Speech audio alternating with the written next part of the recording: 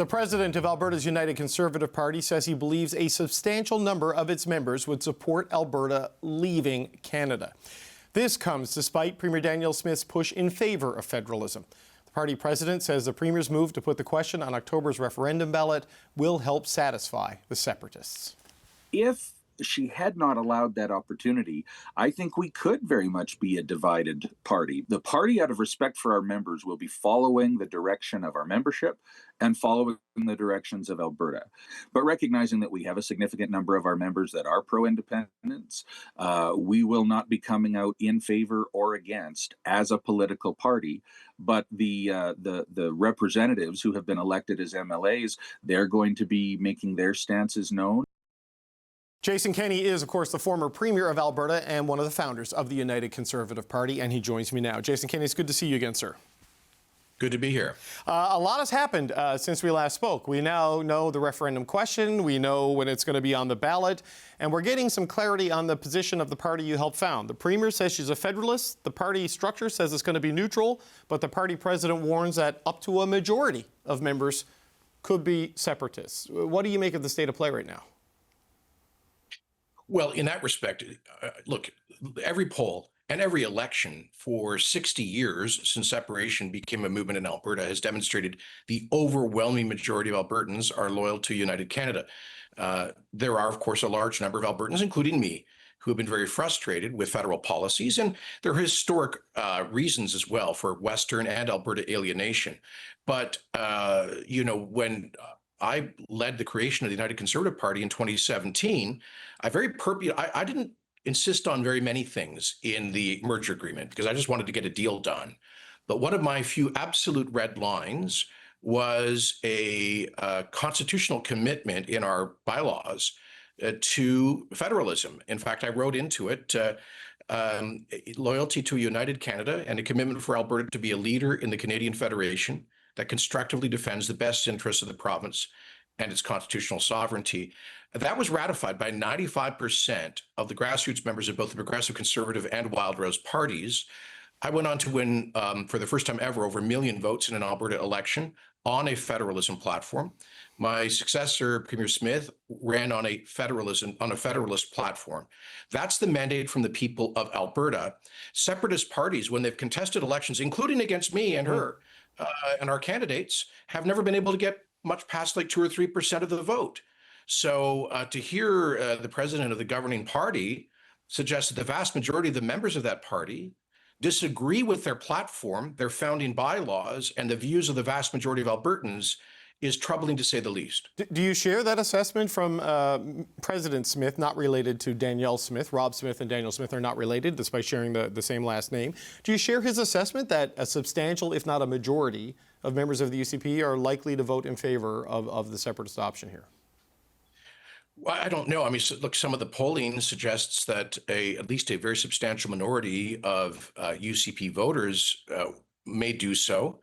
And I think we all saw scenes at the last UCP convention of hundreds or thousands of people cheering on the separatist leader, Jeff Rath, and booing the Premier. David, I think I've explained to you before that there's a bit of a backstory here, which is that during COVID, as you know, in Alberta, there was a stronger, let's call it right-wing kind of libertarian reaction to what were even the lightest restrictions in Canada under my government. And that was mixed up with a lot of anti-vax conspiracy theories and so forth, and the kind of trucker convoy and adjacent movements. And a lot of people got activated into politics around that time. Those people focused on taking me down as Premier. But COVID's no longer there. And a lot of them have since moved that political energy into the fight for separation. So these are people who, broadly speaking, had always been kind of at the margins of Alberta politics, supporting marginal right-wing parties, alt-right kind of rural parties that would come and go over the past 40 years, maybe elect one MLA every now and then. But they've now focused their political efforts on effectively trying to take over the governing party. And I think that's profoundly undemocratic. But the Premier is the leader of the United Conservative Party. She says she's a federalist, and that will be the position of her government and her caucus, though we're not exactly seeing a stampede of people running to the microphones to acknowledge that position necessarily. It is in the founding articles, or at least in the agreement in principle to found the party.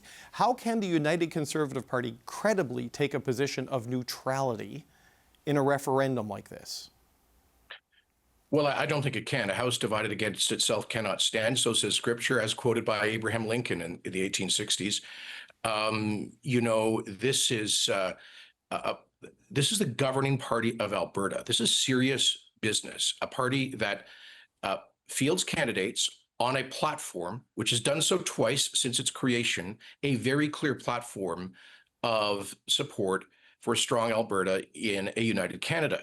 That it was on that basis that these MLAs were elected, that they have formed government not once but twice.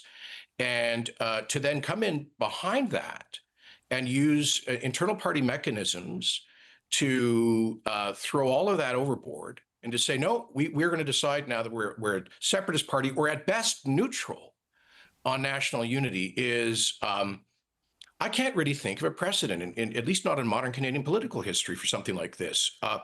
And I think at some point, the leadership has got to square up with Albertans. Where does the government stand? The Premier has said that the government stands with Canada, and I take her at her word.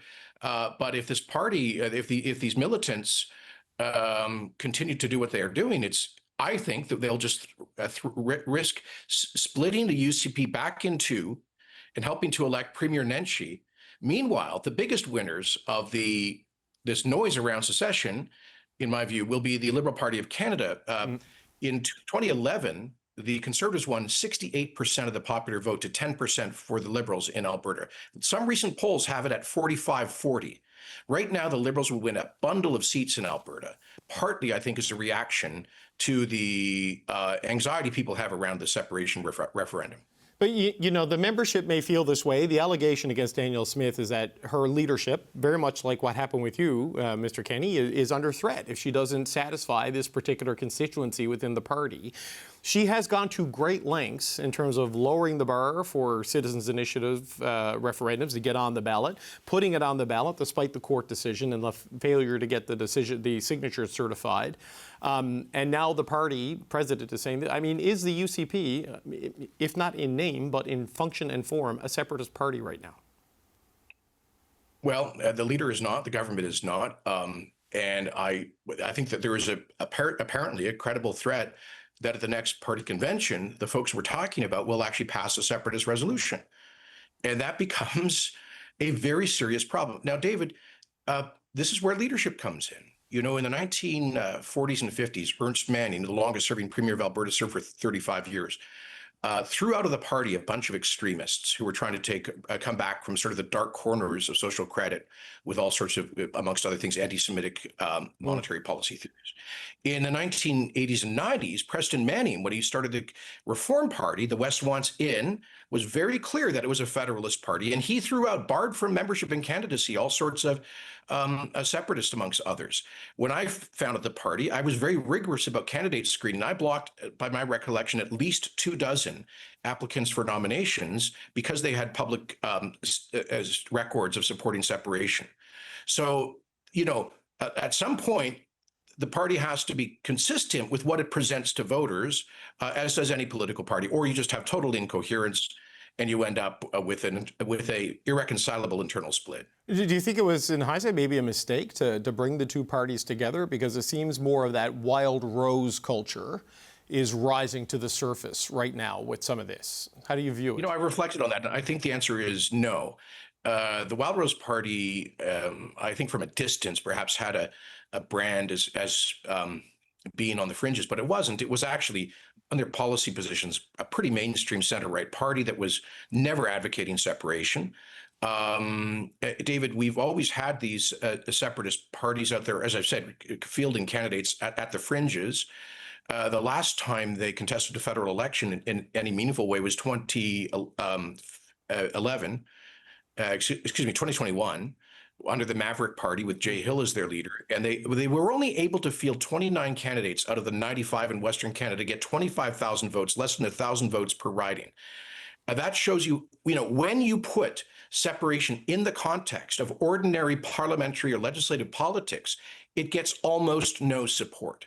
And that's the history of separatist parties in Alberta. So because they only ever get 1 or 2% of the vote, they're tired of that. And they've decided, these folks, that it's a lot easier to get a few thousand people to sign up to dominate the internal processes of a political party than to persuade millions of Albertans to amputate our limbs and through the economic catastrophe that would be separation. So why do you think Danielle Smith is intent on having this vote? Because, we saw some polling from Angus Reid this week that puts the number of people who may vote for at least kickstarting the process at between 30 and 35%, which is a level that I think makes people uncomfortable if they're on the Federalist side, because it can certainly grow from there.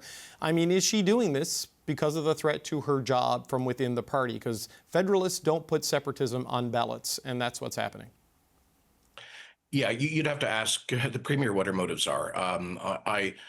The motives for reducing the thresholds. I brought in the Citizens Initiative law, by the way, and it was a platform commitment, and we replicated exactly the thresholds to trigger a referendum that had been adopted by the Mike Harcourt government in BC in the early 1990s. And we did it with very high thresholds for prospective constitutional referenda, including an opportunity for judicial review to ensure that it was compliant with the Constitution. That's all changed now, though. Removed, yeah. And there was also a requirement for 20% of the voters signing that petition in 3/5 of the province's ridings to ensure geographic distribution. That was eliminated. So you'd have to ask why they did that. All I know is that the notion that the 400,000 people who voted the Federalist petition want a referendum, I think is somewhat disingenuous. Now, having said that, Dave, the proponent of that at various times did say he was going to have a referendum. I thought the whole thing made no sense. Why would Federalists help separatists get what they might not be able to attain themselves, which was a ballot on separating from Canada? So this whole thing is frankly just a car crash. So just as a final point, I mean, how worried are you that Alberta will have a formal constitutionally binding separatism referendum within the next year or so? Do you think that option B, as it's called, can win on October 19th? It's conceivable. I think it's unlikely. But these things can often swing on turnout and whatnot. When I had the referendum on equalization, even though it was concurrent with the municipal election, we did that to try to elevate turnout. Only about 30% of the people voted. So you have a referendum without a concurrent municipal or provincial ballot going on. You could have very low turnout. And I'll tell you, the hardcore separatists, they will crawl over broken glass to send a message. And so, these things are possible, which is, but by the way, I was doing a debate with a prominent separatist leader 3 weeks ago who said they didn't even think 50% plus one would be sufficient for that reason. So we're potentially headed into a period of sustained uncertainty. And here's my concern. Even if they just get a large minority voting yes to separate, it will take what was a marginal movement and give it ostensibly mainstream credibility. And it will be like the never-ending trip to the dentist, as it has been for Quebecers for the past 60 plus years. Jason Kenney, former Premier of Alberta, we appreciate your time, sir. Thank you for joining us today. Thank you, David.